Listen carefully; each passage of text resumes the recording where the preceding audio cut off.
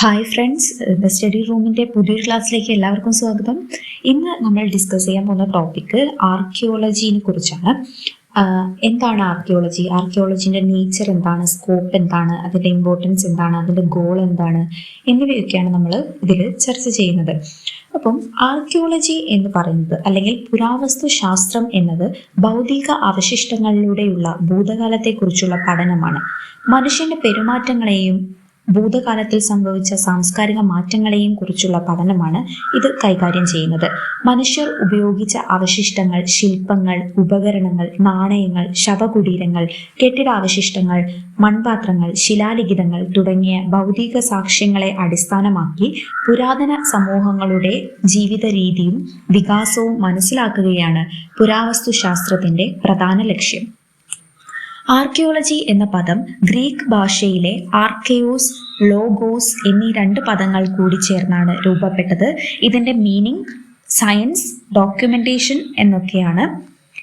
പുരാവസ്തു ശാസ്ത്രം ആദ്യം മാനവശാസ്ത്രത്തിന്റെ ഒരു ഉപശാഖയായി കണക്കാക്കപ്പെട്ടിരുന്നു. ഇത് മനുഷ്യരുടെ പെരുമാറ്റവും ജീവിത രീതികളും പഠിക്കുന്ന ശാസ്ത്രമാണ്. 17-ാം നൂറ്റാണ്ടിന് മുൻപ് ഇത് പ്രത്യേക പഠനശാഖയായി നിലനിന്നിരുന്നില്ല. ആദിമകാലത്ത് ഇത് ബൈബിളുമായി ബന്ധപ്പെട്ട പഠനമായിരുന്നു. പിന്നീട് ഇത് മനുഷ്യരുടെ ഭൂതകാലത്തെ ഭൗതിക അവശിഷ്ടങ്ങളുടെ അടിസ്ഥാനത്തിൽ പഠിക്കുന്ന ശാസ്ത്രീയ പഠന രീതിയായി വികസിച്ചു. കോളിൻ റെൻഫ്രൂ, പോൾ ബാൻ ഇവരുടെ അഭിപ്രായത്തിൽ മനുഷ്യൻ്റെ ഭൂതകാലത്തെ ശാസ്ത്രീയമായി കണ്ടെത്തുകയും വിശകലനം ചെയ്യുകയും ചെയ്യുന്ന ഭൗതിക അവശിഷ്ടങ്ങളുടെ പഠനമാണ് പുരാവസ്തു ശാസ്ത്രം. ഇവർ രണ്ടുപേരും കൂടി ചേർന്ന് എഴുതിയ ബുക്കാണ് archaeology, theories, methods and practice. പുരാവസ്തു ശാസ്ത്രത്തിൻ്റെ പ്രധാന ലക്ഷ്യം എന്ന് പറയുന്നത് മനുഷ്യരെയും അവരുടെ സംസ്കാരങ്ങളെയും മനസ്സിലാക്കലാണ്. ഇത് ഒരു മാനവിക ശാസ്ത്രശാഖയാണ്. അവശിഷ്ടങ്ങളെ പഠിച്ചുകൊണ്ട് സംസ്കാരം എങ്ങനെ മാറി, എങ്ങനെ പകർന്നു, എങ്ങനെ വികസിച്ചു എന്നതിനെക്കുറിച്ച് മനസ്സിലാക്കുന്ന ഒരു പഠനശാഖയാണിത്. പുരാവസ്തു ശാസ്ത്രജ്ഞർ ഈ സാംസ്കാരിക അവശിഷ്ടങ്ങളെ പഠിച്ചാണ് മനുഷ്യരുടെ ഭൂതകാല ജീവിതത്തെ പുനർനിർമ്മിക്കുന്നത്. ഇവയിൽ ഏറ്റവും പ്രധാനപ്പെട്ടത് പുരാവസ്തുക്കളാണ്, അഥവാ ആർട്ടിഫാക്ട്സ്. സാധാരണയായി പുരാവസ്തുക്കളെ അടിസ്ഥാനമാക്കി ഭൂതകാലത്തെ വിശദീകരിക്കാനാണ് ആർക്കിയോളജി ശ്രമിക്കുന്നത്. ഇതിന് ഒരു സിദ്ധാന്തപരമായ സമീപന രീതിയും ആവശ്യമാണ്. ഭൂതകാലത്തെ പ്രധാനമായും 3ആയി തരംതിരിക്കുന്നു: prehistoric, historic, protohistoric. Prehistoric എന്ന് പറയുന്നത് എഴുത്ത് വികസിക്കുന്നതിന് മുൻപുള്ള കാലഘട്ടം, ഉദാഹരണത്തിന് ശിലായുധ കാലഘട്ടം. അടുത്തത് ഹിസ്റ്റോറിക് കാലഘട്ടം, അതായത് എഴുത്തും രേഖാമൂലമുള്ള വിവരങ്ങളും ലഭ്യമായ കാലഘട്ടത്തെയാണ് ഹിസ്റ്റോറിക് പീരീഡ് എന്ന് പറയുന്നത്, ഉദാഹരണത്തിന് ശിലാലിഖിതങ്ങൾ. പ്രോട്ടോ ഹിസ്റ്റോറിക്, എഴുത്ത് ഉണ്ടായിട്ടും അത് വായിച്ചെടുക്കാൻ കഴിയാത്ത കാലഘട്ടത്തെയാണ് പ്രോട്ടോ ഹിസ്റ്റോറിക് എന്ന് പറയുന്നത്. ഇപ്പം ഉദാഹരണത്തിന് ഇൻഡസ് വാലി സിവിലൈസേഷനൊക്കെ.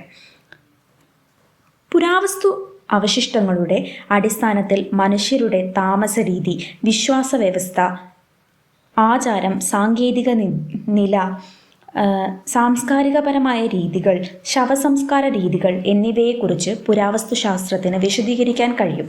പുരാവസ്തു ശാസ്ത്രത്തിൻ്റെ സഹായമില്ലാതെ മനുഷ്യരുടെ പ്രായം, ലിംഗഭേദം, പരിസ്ഥിതി, ജീവിത രീതി എന്നിവയെക്കുറിച്ചുള്ള സമഗ്രമായ ചിത്രം ലഭിക്കാൻ കഴിയില്ല. അതായത് സമഗ്രമായ ചിത്രം ലഭ്യമാക്കാൻ കഴിയില്ല.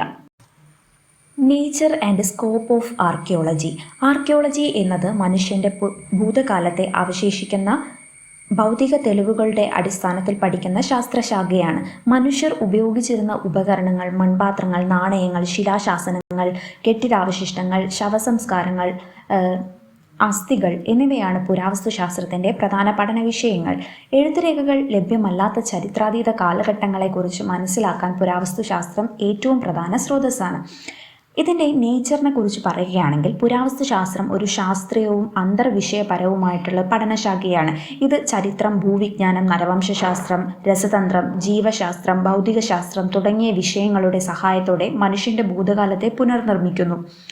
രണ്ടാമത്തത്, പുരാവസ്തു ശാസ്ത്രം ഭൗതിക അവശിഷ്ടങ്ങളെ അടിസ്ഥാനമാക്കിയിട്ടുള്ള പഠനമാണ്. അതിനാൽ ഇത് വെറും വസ്തുക്കൾ ശേഖരിക്കുന്ന ശാസ്ത്രമല്ല, മറിച്ച് ആ വസ്തുക്കളുടെ സാമൂഹിക, സാമ്പത്തിക, സാംസ്കാരിക, രാഷ്ട്രീയ പശ്ചാത്തലം വിശകലനം ചെയ്യുന്ന ഒരു ശാസ്ത്രീയ പഠനമാണ്. പുരാവസ്തു ശാസ്ത്രത്തിൻ്റെ മറ്റൊരു സവിശേഷതയാണ് ഫീൽഡ് ബേസ്ഡ് സയൻസ്. സർവേ, ഖനനം, രേഖപ്പെടുത്തൽ, സംരക്ഷണം, വിശകലനം എന്നീ ഘട്ടങ്ങളിലൂടെയാണ് ഗവേഷണം നടക്കുന്നത്. അടുത്തത് അതിൻ്റെ സ്കോപ്പാണ്. സ്കോപ്പ് എന്ന് പറയുന്നത് പുരാവസ്തു ശാസ്ത്രത്തിൻ്റെ പഠന മേഖല വളരെ വിശാലമാണ്. ഒന്നാമതായി പ്രീ ഹിസ്റ്ററി, അതായത് ചരിത്രാതീത കാലം, പ്രോട്ടോ ഹിസ്റ്ററി ആദിമ ചരിത്രകാലം, ഹിസ്റ്റോറിക് പീരീഡ് ചരിത്രകാലം എന്നീ എല്ലാ കാലഘട്ടങ്ങളെയും കുറിച്ച് ഈ പുരാവസ്തു ശാസ്ത്രം പഠിക്കുന്നുണ്ട്. രണ്ടാമത്തത് പുരാതന മനുഷ്യരുടെ ജീവിത രീതി, ഭക്ഷണക്രമം, പാർപ്പിടം, കൃഷി, വേട്ട, വ്യവസായം, വ്യാപാരം, സാങ്കേതിക വിദ്യ എന്നിവയെക്കുറിച്ചുള്ള വിവരങ്ങൾ കണ്ടെത്തുന്നു. മൂന്നാമത്തത് പുരാവസ്തു ശാസ്ത്രം പുരാതന നഗരങ്ങൾ, തുറമുഖങ്ങൾ, ക്ഷേത്രങ്ങൾ, കോട്ടകൾ, ശവകുടീരങ്ങൾ, ശില്പങ്ങൾ എന്നിവ കണ്ടെത്തി ചരിത്രത്തെ പുനർനിർമ്മിക്കുന്നു.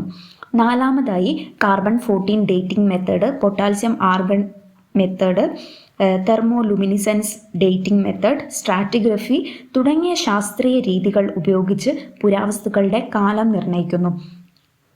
പുരാവസ്തു കേന്ദ്രങ്ങളുടെ സംരക്ഷണവും സാംസ്കാരിക പൈതൃകത്തിൻ്റെ പരിപാലനവും പുരാവസ്തു ശാസ്ത്രത്തിൻ്റെ പ്രധാന ഉത്തരവാദിത്തമാണ്.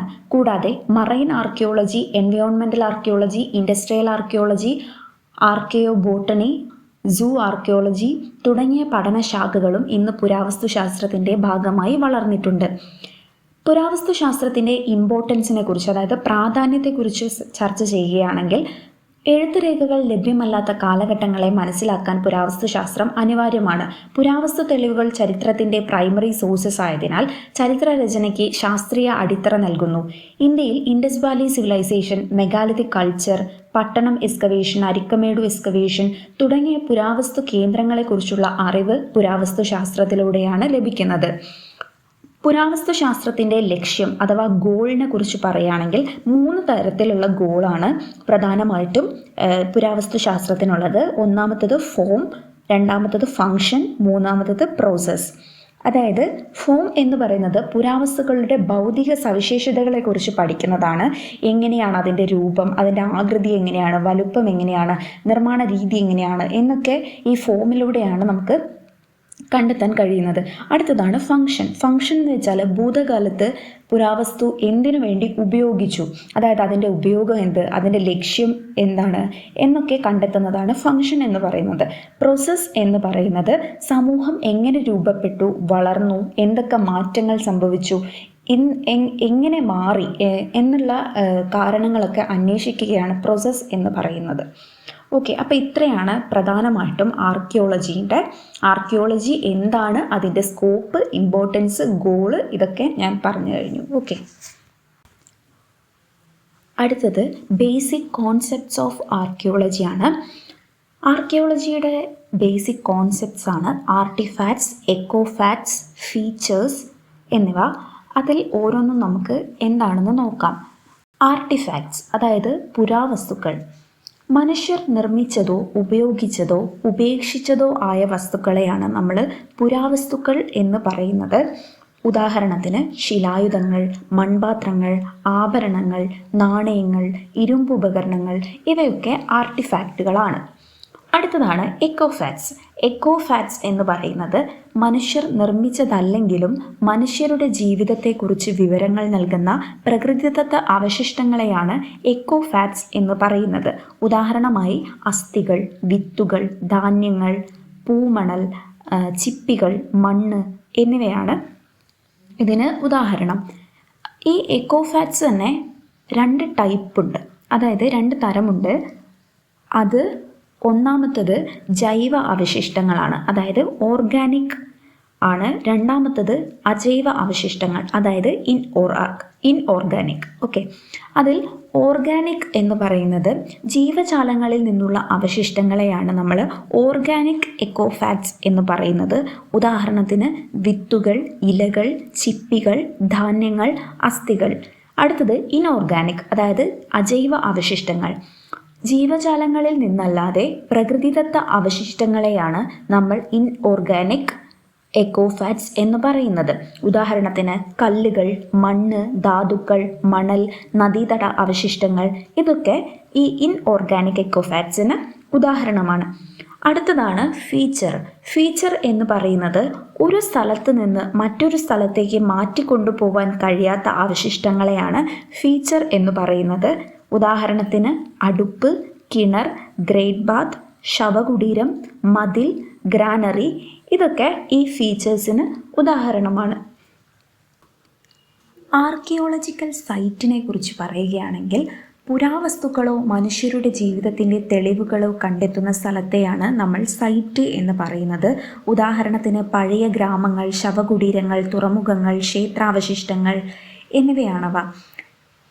പുരാവസ്തു പഠനത്തിൻ്റെ അടിസ്ഥാന യൂണിറ്റ് ആർക്കിയോളജിക്കൽ സൈറ്റാണ്. അതുപോലെ എക്സ്കവേഷൻ, സർവേ എന്നിവയുടെ കേന്ദ്രവുമാണ് ആർക്കിയോളജിക്കൽ സൈറ്റ്. ഭൂമിയുടെ ഉപരിതലത്തിൽ ഉയർന്നു കാണുന്ന മൺകുന്നിനെയാണ് നമ്മൾ മൗണ്ട് എന്ന് പറയുന്നത്. ഇത് സ്വാഭാവികമായതോ മനുഷ്യനിർമ്മിതമായതോ ആകാം. തുടർച്ചയായ മനുഷ്യവാസം മൂലം രൂപപ്പെടുന്ന കൃത്രിമ മൺകുന്നിനെയാണ് നമ്മൾ ടെൽ എന്ന് പറയുന്നത്. എല്ലായ്പ്പോഴും ഇതിൽ സാംസ്കാരിക പാളികൾ ഉണ്ടായിരിക്കും എന്നതാണ് ഇതിൻ്റെ പ്രത്യേകത. അപ്പോൾ മനുഷ്യരുടെ പഴയ പ്രവർത്തനങ്ങളുടെ തെളിവുകൾ ലഭിക്കുന്ന സ്ഥലമാണ് ആർക്കിയോളജിക്കൽ സൈറ്റ്. ഇവിടെ ആർട്ടിഫാക്റ്റ്, ഫീച്ചേഴ്സ്, എക്കോഫാക്ട്സ് എന്നിവ ഒരുമിച്ച് ലഭിക്കുന്ന സ്ഥലത്തിനെയാണ് നമ്മൾ ആർക്കിയോളജിക്കൽ സൈറ്റ് എന്ന് പറയുന്നത്. ആർക്കിയോളജിക്കൽ സൈറ്റ് തന്നെ പല വിധത്തിലുണ്ട്. ഇപ്പം ഉദാഹരണത്തിന് ഹാബിറ്റേഷൻ സൈറ്റ്, അതായത് മനുഷ്യർ താമസിച്ച സ്ഥലങ്ങളെക്കുറിച്ചുള്ള അറിവ് ലഭിക്കുന്ന സൈറ്റുകളുണ്ട്. ഇപ്പോൾ ഉദാഹരണത്തിന് പട്ടണം ഒക്കെ. അതുപോലെ ബെറിയൽ സൈറ്റ് ഉണ്ട്, അതായത് മരിച്ചവരെ സംസ്കരിച്ച സ്ഥലം. ഇപ്പോൾ ഉദാഹരണത്തിന് മെഗാലിത്തിക് ശവകുടീരമൊക്കെ. പിന്നെ മാനുഫാക്ചറിങ് സൈറ്റ് ഉണ്ട്, അതായത് വസ്തുക്കൾ നിർമ്മിച്ചിരുന്ന സ്ഥലത്തിനെയാണ് നമ്മൾ മാനുഫാക്ചറിങ് സൈറ്റ് എന്ന് പറയുന്നത്. അതുപോലെ റിലീജിയസ് സൈറ്റ് ഉണ്ട്, കിൽ സൈറ്റ് ഉണ്ട്. ഇതൊക്കെ ഈ ആർക്കിയോളജിക്കൽ സൈറ്റ്സിന് ഉദാഹരണങ്ങളാണ്. ഓക്കെ, ഇനി അടുത്തതാണ് സൈറ്റ് ഫോർമേഷൻ പ്രോസസ്സ്. അതായത് ഒരു ആർക്കിയോളജിക്കൽ സൈറ്റ് രൂപപ്പെടാനും പിന്നീട് അതിൽ മാറ്റങ്ങൾ സംഭവിക്കാനും കാരണമായിട്ടുള്ള എല്ലാ പ്രക്രിയകളെയും സൂചിപ്പിക്കുന്ന ഒന്നാണ് സൈറ്റ് ഫോർമേഷൻ പ്രോസസ്സ് എന്ന് പറയുന്നത്. ഇതിനെ ട്രാൻസ്ഫോർമേഷണൽ പ്രോസസ്സ് എന്നും വിളിക്കുന്നുണ്ട്. അപ്പം രണ്ട് ടൈപ്പ് പ്രോസസ്സുകളുണ്ട്. ഒന്ന് നേച്ചറലാണ്, മറ്റത് ഹ്യൂമൻ ആണ്. അതായത് മനുഷ്യൻ്റെ പ്രവർത്തനം മൂലം ഉണ്ടാവുന്ന പ്രക്രിയകളാണ്. അപ്പം നമുക്ക് രണ്ടും നോക്കാം. അതിൽ ഒന്നാമത്തേതാണ് നേച്ചറൽ. നേച്ചറൽ എന്ന് പറയുന്നത് സ്വാഭാവിക പ്രക്രിയയാണ്. ഇതിനെ നമ്മൾ എൻ ട്രാൻസ്ഫോംസ് എന്നൊക്കെയാണ് വിളിക്കുന്നത്. അതായത് പ്രകൃതിയിലൂടെ സൈറ്റിൽ സംഭവിക്കുന്ന മാറ്റത്തിനെയാണ് നമ്മൾ നേച്ചറൽ പ്രോസസ്സ് എന്ന് പറയുന്നത്. ഇപ്പം ഉദാഹരണത്തിന് മഴ, അതുപോലെ തന്നെ വെള്ളപ്പൊക്കം, കാറ്റ്, ഭൂകമ്പം, മണ്ണിടിച്ചിൽ, പിന്നെ ഈ സസ്യങ്ങളുടെ വേരുകളൊക്കെ പോകുന്ന അതൊക്കെ എന്താണ് പ്രകൃതിയിൽ തന്നെ സംഭവിക്കുന്ന മാറ്റങ്ങളാണ്. അപ്പോൾ ഈ മാറ്റങ്ങൾ സംഭവിക്കുന്ന സൈറ്റുകളെയാണ് നമ്മൾ അല്ലെങ്കിൽ സംഭവിക്കുന്ന പ്രക്രിയയാണ് നമ്മൾ നേച്ചറൽ അല്ലെങ്കിൽ എൻ ട്രാൻസ്ഫോർമേഷണൽ പ്രോസസ്സ് എന്നൊക്കെ വിളിക്കുന്നത്. അടുത്തത് മനുഷ്യനിർമ്മിത പ്രക്രിയയാണ്, അതായത് ഹ്യൂമൻ ട്രാൻസ്ഫോർമേഷൻ പ്രോസസ്സ്. മനുഷ്യരുടെ പ്രവർത്തനങ്ങൾ മൂലമുണ്ടാകുന്ന മാറ്റങ്ങളെയാണ് നമ്മൾ മനുഷ്യനിർമ്മിത പ്രക്രിയ എന്ന് പറയുന്നത്. ഇതിനെ ബിഹേവിയറൽ പ്രോസസ്സ് എന്നും ട്രാൻസ്ഫോംസ് എന്നും വിളിക്കുന്നുണ്ട്. ഉദാഹരണം വീട് നിർമ്മാണം, റോഡ്, കിണർ നിർമ്മാണം, ഖനനം, പഴയ കെട്ടിടങ്ങൾ പൊളിക്കൽ, ഇതൊക്കെയായി ബന്ധപ്പെട്ടിട്ട് മനുഷ്യർ ചില നിർമ്മിത പ്രവർത്തനങ്ങൾ നടത്തുന്നു. അപ്പം പ്രകൃതിയിൽ സംഭവിക്കുന്ന മാറ്റത്തിനെയാണ് നമ്മൾ ഹ്യൂമൻ ട്രാൻസ്ഫോർമേഷണൽ പ്രോസസ്സ് എന്ന് പറയുന്നത്. പെഡോജെനിസിസ് എന്ന് പറയുന്നത് മണ്ണ് രൂപപ്പെടുകയും കാലക്രമേണ മണ്ണിൻ്റെ സ്വഭാവത്തിൽ മാറ്റങ്ങൾ സംഭവിക്കുകയും ചെയ്യുന്ന പ്രക്രിയയെയാണ് നമ്മൾ പെഡോജെനിസിസ് എന്ന് പറയുന്നത്. നിറം, ഘടന, രാസഘടന എന്നിവയിൽ മാറ്റം ഉണ്ടാവുന്നു. മണ്ണിൻ്റെ നിറം, ഘടന, രാസഘടന എന്നിവയിൽ മാറ്റമുണ്ടാവുന്നുണ്ട്. അടുത്തതാണ് ബയോടെർബേഷൻ. ബയോടെർബേഷൻ എന്ന് പറയുന്നത് സസ്യങ്ങൾ, മൃഗങ്ങൾ, പ്രാണികൾ, കീടങ്ങൾ തുടങ്ങിയ ജീവികളുടെ പ്രവർത്തനം മൂലം ആർക്കിയോളജിക്കൽ സൈറ്റിലുണ്ടാകുന്ന മാറ്റങ്ങളെയാണ് ബയോടെർബേഷൻ എന്ന് പറയുന്നത്. ഉദാഹരണത്തിന് ഉറുമ്പ്, ചിതൽ എന്നിവ മണ്ണ് ഇളക്കുക, മരവേരുകൾ പുരാവസ്തുക്കളെ മാറ്റുക എന്നിവയൊക്കെയാണ് ബയോടെർബേഷന് ഉദാഹരണം. ഈ ഫോർമേഷൻ പ്രോസസ്സ് എന്ന ആശയം മിഷേൽ ബി സ്കിഫറാണ് 1970കളിൽ ശാസ്ത്രീയമായി വികസിപ്പിച്ചത്. ഒരു സൈറ്റ് എങ്ങനെ രൂപപ്പെട്ടു, പിന്നീട് പ്രകൃതിയും മനുഷ്യനും അതിൽ എന്തെല്ലാം മാറ്റം വരുത്തി എന്നതാണ് ഇതിൽ പഠിക്കുന്നത്. കണ്ടെത്തുമ്പോൾ ആർക്കിയോളജിസ്റ്റ് ശ്രദ്ധിക്കേണ്ട 5 കാര്യങ്ങളുണ്ട്. അതിൽ ഒന്നാമത്തേതാണ് മാട്രിക്സ്. അതായത് ഒരു പുരാവസ്തുവിനെ ചുറ്റിപ്പറ്റി കാണപ്പെടുന്ന മണ്ണോ മറ്റ് ഭൗതിക വസ്തുക്കളോ ആണ് മാട്രിക്സ് എന്ന പേരിൽ അറിയപ്പെടുന്നത്. ഉദാഹരണത്തിന് മണ്ണ്, മണൽ, ചരൽ, ചെളി ഇതൊക്കെ മാട്രിക്സിന് ഉദാഹരണമാണ്. പുരാവസ്തു ഏത് സാഹചര്യത്തിലാണ് സംരക്ഷിക്കപ്പെട്ടതെന്ന് മനസ്സിലാക്കാൻ ഇത് സഹായിക്കുന്നു. അടുത്തതാണ് പ്രൊവീനിയൻസ്. പ്രൊവീനിയൻസ് എന്ന് പറയുന്നത് ഖനന സമയത്ത് ഒരു പുരാവസ്തു കണ്ടെത്തിയ കൃത്യമായ സ്ഥാനത്തിനെയാണ്, അതായത് എക്സാക്റ്റ് ലൊക്കേഷനെയാണ് നമ്മൾ പ്രൊവീനിയൻസ് എന്ന് പറയുന്നത്. ഏത് ഗ്രിഡ്, എത്ര ആഴത്തിലാണ്, ഏത് മണ്ണിൻ്റെ പാളിയിൽ ആണ് എന്നൊക്കെ ഉള്ള വിവരങ്ങൾ വളരെ പ്രധാനപ്പെട്ടതാണ്. അടുത്തതാണ് പ്രൊവനൻസ്. പ്രൊവനൻസ് എന്ന് പറയുന്നത് ഒരു പുരാവസ്തുവിൻ്റെ ഉത്ഭവസ്ഥാനമാണ്, അതായത് പ്ലേസ് ഓഫ് ഒറിജിൻ ആണ് പ്രൊവനൻസ് എന്ന് പറയുന്നത്.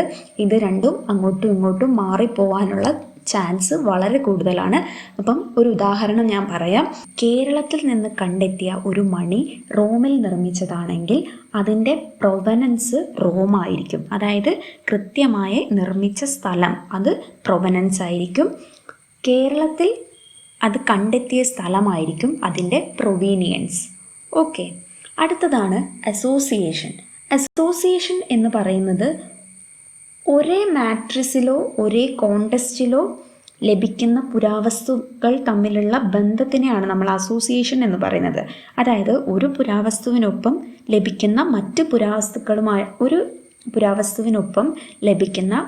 പുരാവസ്തുക്കളുമായിട്ടുള്ളൊരു ബന്ധം ഉണ്ടാവില്ലേ, ആ ബന്ധത്തിനെയാണ് നമ്മൾ അസോസിയേഷൻ എന്ന് പറയുന്നത്.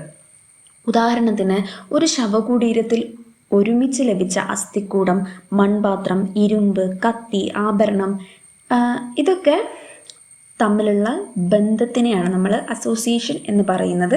ഇതിലൂടെ ആ വ്യക്തിയുടെ സാമൂഹ്യനില, ജീവിത രീതി, വിശ്വാസം എന്നിവയൊക്കെ മനസ്സിലാക്കാൻ സാധിക്കുന്നതാണ്. അതായത് ഒരു പുരാവസ്തുവിന് മറ്റു പുരാവസ്തുക്കളുമായിട്ടുള്ള ഒരു ബന്ധത്തിനെയാണ് അസോസിയേഷൻ എന്ന് പറയുന്നത്. അസോസിയേഷൻ തന്നെ 2 ടൈപ്പ് ഉണ്ട്. ഒന്ന് ക്ലോസ്ഡ് അസോസിയേഷൻ, രണ്ടാമത്തത് ഓപ്പൺ അസോസിയേഷൻ. അതിൽ ക്ലോസ്ഡ് അസോസിയേഷൻ എന്ന് പറഞ്ഞാൽ ഒരു തവണ നിക്ഷേപിക്കപ്പെട്ട ശേഷം പിന്നീട് യാതൊരു മാറ്റവും സംഭവിക്കാതെ അതേ നിലയിൽ സംരക്ഷിക്കപ്പെട്ട പുരാവസ്തു നിക്ഷേപത്തെയാണ് ക്ലോസ്ഡ് അസോസിയേഷൻ എന്ന് പറയുന്നത്. ഓപ്പൺ അസോസിയേഷൻ എന്ന് പറയുന്നത് കാലക്രമേണ പുതിയ വസ്തുക്കൾ ചേർന്നോ പഴയവ മാറിയോ മനുഷ്യപ്രവർത്തനങ്ങളാലോ പ്രകൃതിദത്ത കാരണങ്ങളാലോ മാറ്റങ്ങൾ സംഭവിച്ച നിക്ഷേപത്തിനെയാണ് നമ്മൾ ഓപ്പൺ അസോസിയേഷൻ എന്ന് പറയുന്നത്. അടുത്തതാണ് കോണ്ടെസ്റ്റ്. കോണ്ടെസ്റ്റ് എന്ന് പറയുന്നത് ഒരു പുരാവസ്തുവിൻ്റെ ചുറ്റുപാടും അതിൻ്റെ മറ്റു വസ്തുക്കളുമായിട്ടുള്ള ബന്ധവുമാണ് കോണ്ടെസ്റ്റ് എന്ന് പറയുന്നത്. പുരാവസ്തുവിൻ്റെ സ്ഥലപരവും കാലപരവുമായിട്ടുള്ള പശ്ചാത്തലം കോണ്ടെസ്റ്റ് എന്ന് പറയുന്നുണ്ട്. അപ്പം കോണ്ടെസ്റ്റും ഈ പറഞ്ഞ പോലെ തന്നെ 2 തരത്തിലുണ്ട്. ഒന്ന് സ്പേഷ്യൽ കോണ്ടെസ്റ്റ് ആണ്, അതായത് ഒരു പുരാവസ്തു എവിടെ കണ്ടെത്തി, അതിൻ്റെ ചുറ്റുപാടിൽ എന്തൊക്കെ ഉണ്ടായിരുന്നു, മറ്റ് പുരാവസ്തുക്കളുമായി അതിനുള്ള ബന്ധം എന്താണ് എന്നതിനെക്കുറിച്ചുള്ള പഠനമാണ് സ്പേഷ്യൽ കോണ്ടെസ്റ്റ് എന്ന് പറയുന്നത്. പുരാവസ്തു കണ്ടെത്തിയ കൃത്യമായ സ്ഥലം, മണ്ണിൻ്റെ ഏത് ഭാഗത്താണ് കണ്ടെത്തിയത്, കെട്ടിടങ്ങളുമായോ ശവകുടീരങ്ങളുമായോ ഉള്ള ബന്ധം, സ്ഥലത്തിൻ്റെ ഭൂമിശാസ്ത്രപരമായ സവിശേഷതകൾ, ഇതൊക്കെ ഈ സ്പേഷ്യൽ കോണ്ടെസ്റ്റിലൂടെയാണ് നോക്കുന്നത്. ഉദാഹരണത്തിന് ഒരു ഇരുമ്പ് കത്തി ഒരു ശവകുടീരത്തിൽ നിന്ന് കണ്ടെത്തിയാൽ അത് മരിച്ച വ്യക്തിയുടെ ശവസംസ്കാരവുമായിട്ട് ബന്ധപ്പെട്ടതാണ്. അതേ കത്തി ഒരു വീട്ടിൽ നിന്ന് കണ്ടെത്തിയാൽ അത് ദൈനംദിന ഉപയോഗത്തിനായിരിക്കാം എന്ന് നമുക്ക് മനസ്സിലാക്കാം. അതിനാൽ സ്ഥലം അതിൻ്റെ അർത്ഥം മാറ്റുന്നു. ഇതിനെയാണ് നമ്മൾ സ്പേഷ്യൽ കോണ്ടെസ്റ്റ് എന്ന് പറയുന്നത്. അടുത്തത് ടെമ്പറൽ കോണ്ടെസ്റ്റ്. ടെമ്പറൽ കോണ്ടെസ്റ്റ് എന്നത് ഒരു പുരാവസ്തു ഏത് കാലഘട്ടത്തിൽപ്പെട്ടതാണ് എന്ന് കണ്ടെത്തുന്നു. കാലനിർണയം, മണ്ണിൻ്റെ പാളി, കാർബൺ-14 തുടങ്ങിയ ശാസ്ത്രീയ പരിശോധന, മറ്റ് കാലനിർണയ രീതികൾ എന്നിവ ഇതിൽ ഉൾപ്പെടുന്നുണ്ട്. ഇപ്പോൾ ഒരു മൺപാത്രം ക്രിസ്തുവിന് മുൻപ് 1000-ലെ പാളികളിൽ നിന്നാണെങ്കിൽ അത് ആ കാലഘട്ടത്തിലേതാണെന്ന് മനസ്സിലാക്കാം. മറ്റൊരു മൺപാത്രം ക്രിസ്തുവിന് ശേഷം 500-ലെ പാളിയിൽ നിന്നാണ് കിട്ടിയതെങ്കിൽ അത് പിന്നീട് ഉണ്ടായതാണ് എന്ന് നമുക്ക് മനസ്സിലാക്കാൻ കഴിയും. ഇതിനെയാണ് നമ്മൾ ടെമ്പറൽ കോണ്ടെസ്റ്റ് എന്ന് പറയുന്നത്. അസംബ്ലേജ് എന്ന് പറയുന്നത് ഒരു പുരാവസ്തു സ്ഥലത്ത് ഒരേ കാലഘട്ടത്തിൽപ്പെട്ട നിരവധി വസ്തുക്കൾ ഒരുമിച്ച് കണ്ടെത്തപ്പെടുമ്പോൾ അതിനെ അസംബ്ലേജ് എന്ന് പറയുന്നു. ഉദാഹരണത്തിന് മൺപാത്രം, ശിലായുധങ്ങൾ, അസ്ഥികൾ, ഇരുമ്പ് ഉപകരണങ്ങൾ എന്നിവ ഒരേ സ്ഥലത്ത് ഒരുമിച്ച് ലഭിച്ചാൽ അത് അസംബ്ലേജ് എന്ന് പറയുന്നു. അടുത്തത് ഇൻഡസ്ട്രി എന്ന് പറയുന്നത് ഒരേ രീതിയിലുള്ള ഉപകരണങ്ങളുടെയും നിർമ്മാണ സാങ്കേതിക വിദ്യയുടെയും സമാഹാരത്തെ സൂചിപ്പിക്കുന്നതാണ്. ഉദാഹരണം, ഒരു പ്രദേശത്ത് ഒരേ തരത്തിലുള്ള ശിലായുധങ്ങൾ നിർമ്മിച്ചിരുന്നെങ്കിൽ അതിനെ സ്റ്റോൺ ടൂൾ ഇൻഡസ്ട്രി എന്നാണ് പറയുന്നത്. ഇപ്പോൾ ഉദാഹരണത്തിന് അച്ചൂലിയൻ ഇൻഡസ്ട്രി, ഇത് കല്ലുകൾക്കും വലിയ ശിലായുധങ്ങൾക്കും പ്രസിദ്ധമായിട്ടുള്ള ഒരു ഇൻഡസ്ട്രിയാണ്. Archaeology, relation with other discipline. ആദ്യം തന്നെ നമുക്ക് ചരിത്രവും പുരാവസ്തു ശാസ്ത്രവും എങ്ങനെ ബന്ധപ്പെട്ടിരിക്കുന്നു എന്ന് നോക്കാം. ചരിത്രം മനുഷ്യ സമൂഹത്തിൻ്റെ ഭൂതകാലത്തെ ലിഖിത രേഖകൾ, സാഹിത്യ ഗ്രന്ഥങ്ങൾ എന്നിവയുടെ അടിസ്ഥാനത്തിൽ പഠിക്കുന്ന ശാസ്ത്രമാണ്. ആർക്കിയോളജി മനുഷ്യൻ്റെ ഭൗതിക അവശിഷ്ടങ്ങളെ പഠിക്കുന്നു. ചരിത്രരേഖകൾ ഇല്ലാത്ത കാലഘട്ടങ്ങളെ മനസ്സിലാക്കാൻ പുരാവസ്തുക്കൾ മാത്രമാണ് പ്രധാന തെളിവ്. അതേസമയം ചരിത്ര ഗ്രന്ഥങ്ങളിൽ പറയുന്ന വിവരങ്ങളെ സ്ഥിരീകരിക്കാനോ തിരുത്താനോ ആർക്കിയോളജിക്കൽ തെളിവുകൾ സഹായിക്കുന്നു. അതിനാൽ ചരിത്രവും ആർക്കിയോളജിയും പരസ്പര പൂരകങ്ങളാണ്. അടുത്തത് ആന്ത്രോപോളജിയും പുരാവസ്തു ശാസ്ത്രവും തമ്മിലുള്ള ബന്ധമാണ് നമ്മൾ പരിശോധിക്കുന്നത്. ആന്ത്രോപോളജി ഇത് മനുഷ്യ ഉത്ഭവം, ശാരീരിക പരിണാമം, സംസ്കാരം, സമൂഹം, ജീവിത രീതികൾ എന്നിവയെ പഠിക്കുന്ന ശാസ്ത്രമാണ്. ആർക്കിയോളജിയിൽ ലഭിക്കുന്ന മനുഷ്യ അസ്ഥികൾ, ശവസംസ്കാരങ്ങൾ, വാസസ്ഥലങ്ങൾ, ഉപകരണം എന്നിവയെ ആന്ത്രോപോളജിയുടെ സഹായത്തോടെ വിശകലനം ചെയ്യുന്നു. ഇതിലൂടെ പുരാതന മനുഷ്യരുടെ ജീവിത രീതിയും സാമൂഹിക ഘടനയും മനസ്സിലാക്കാൻ കഴിയും. അടുത്തത് ജിയോഗ്രഫിയും, അതായത് ഭൂമിശാസ്ത്രവും പുരാവസ്തു ശാസ്ത്രവും തമ്മിലുള്ള ബന്ധമാണ് നോക്കുന്നത്. ഭൂമിശാസ്ത്രം ഭൂമിയുടെ ഭൂപ്രകൃതി, നദികൾ, കാലാവസ്ഥ, പ്രകൃതി വിഭവങ്ങൾ, മനുഷ്യനും പരിസ്ഥിതിയും തമ്മിലുള്ള ബന്ധം എന്നിവ പഠിക്കുന്ന ശാസ്ത്രമാണ്. പുരാതന മനുഷ്യർ എന്തുകൊണ്ട് നദീതടത്തിൽ താമസിച്ചു, എന്തുകൊണ്ട് ചില പ്രദേശങ്ങൾ വ്യാപാര കേന്ദ്രങ്ങളായി വളർന്നു തുടങ്ങിയ കാര്യങ്ങൾ മനസ്സിലാക്കാൻ ഭൂമിശാസ്ത്രം സഹായിക്കുന്നു.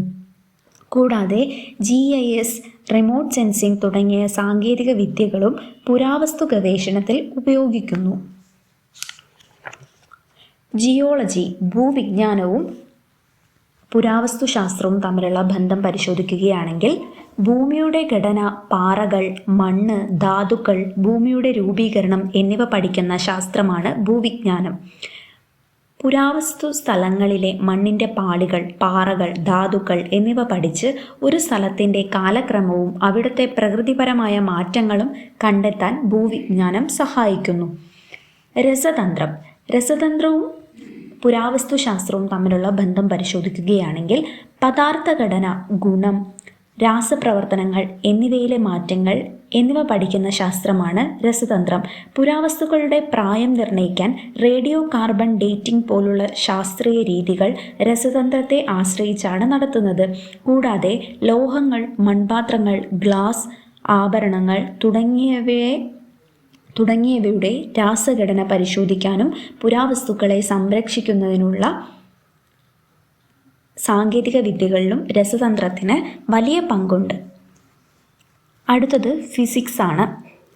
ഫിസിക്സ് എന്നത് ദ്രവ്യം, ഊർജം, ചലനം, പ്രകൃതിയിലെ ഭൗതിക നിയമം എന്നിവയെക്കുറിച്ച് പഠിക്കുന്ന ശാസ്ത്രമാണ്. Thermo dating method, potassium argon dating method, x-ray, ground penetrating radar തുടങ്ങിയ സാങ്കേതിക വിദ്യകൾ പുരാവസ്തു ഗവേഷണത്തിൽ ഉപയോഗിക്കുന്നത് ഭൗതിക ശാസ്ത്രത്തിൻ്റെ അല്ലെങ്കിൽ ഫിസിക്സിൻ്റെ സഹായത്തോടെയാണ്. ബയോളജി എന്ന് പറയുന്നത് ജീവജാല ഘടന, വളർച്ച, പരിണാമം, പ്രവർത്തനം എന്നിവയെക്കുറിച്ച് പഠിക്കുന്ന ശാസ്ത്രമാണ്. ഖനനത്തിൽ ലഭിക്കുന്ന മനുഷ്യ അസ്ഥികൾ, പല്ലുകൾ, DNA എന്നിവ പഠിച്ച് പുരാതന മനുഷ്യരുടെ ആരോഗ്യം, ഭക്ഷണരീതി, ജനിതക ബന്ധം, കുടിയേറ്റം എന്നിവ മനസ്സിലാക്കാൻ ബയോളജി പുരാവസ്തുശാസ്ത്രത്തെ സഹായിക്കുന്നു. അടുത്തതാണ് ബോട്ടണി. ബോട്ടണി എന്ന് പറയുന്നത് സസ്യശാസ്ത്രം, സസ്യങ്ങളുടെ ഘടന, വളർച്ച, വർഗീകരണം, ഉപയോഗങ്ങൾ എന്നിവ പഠിക്കുന്ന ശാസ്ത്രമാണ്. പുരാവസ്തു ഖനനത്തിൽ ലഭിക്കുന്ന വിത്തുകൾ, പൂമ്പൊടി, കരിഞ്ഞ ധാന്യങ്ങൾ, മരക്കഷ്ണങ്ങൾ എന്നിവ പഠിച്ച് പുരാതന കൃഷിരീതികൾ, ഭക്ഷണരീതികൾ, പരിസ്ഥിതി എന്നിവ പുനർനിർമ്മിക്കാൻ ബോട്ടണിക്ക് കഴിയും. അടുത്തത് സുവോളജിയാണ്. സുവോളജി എന്ന് പറയുന്നത് മൃഗഘടന, സ്വഭാവം, വർഗീകരണം, പരിണാമം എന്നിവയെക്കുറിച്ച് പഠിക്കുന്ന ശാസ്ത്രമാണ്. പുരാവസ്തു ഖനനത്തിൽ ലഭിക്കുന്ന മൃഗങ്ങളുടെ അസ്ഥികൾ, അവശിഷ്ടങ്ങൾ എന്നിവ പഠിച്ച് വേട്ടയാടൽ, മൃഗ സംരക്ഷണം, ഭക്ഷണരീതി, സമ്പദ് വ്യവസ്ഥ എന്നിവ മനസ്സിലാക്കാൻ സുവോളജിക്ക് പുരാവസ്തുശാസ്ത്രത്തെ സഹായിക്കാൻ കഴിയും. അടുത്തത് ഭാഷാശാസ്ത്രമാണ്. ഭാഷയുടെ ഉത്ഭവം, വികാസം, ഘടന, ഉപയോഗം എന്നിവ പഠിക്കുന്ന ശാസ്ത്രമാണ് ഭാഷാശാസ്ത്രം. ശിലാശാസനങ്ങൾ, പുരാതന ലിപി, ഭാഷാപരമായിട്ടുള്ള തെളിവുകൾ എന്നിവ വിശകലനം ചെയ്യുന്നതിലൂടെ പുരാതന സമൂഹങ്ങളുടെ സംസ്കാരവും രാഷ്ട്രീയവും ചരിത്രവും കൂടുതൽ വ്യക്തമായി മനസ്സിലാക്കാൻ പുരാവസ്തുവിന് കഴിയും.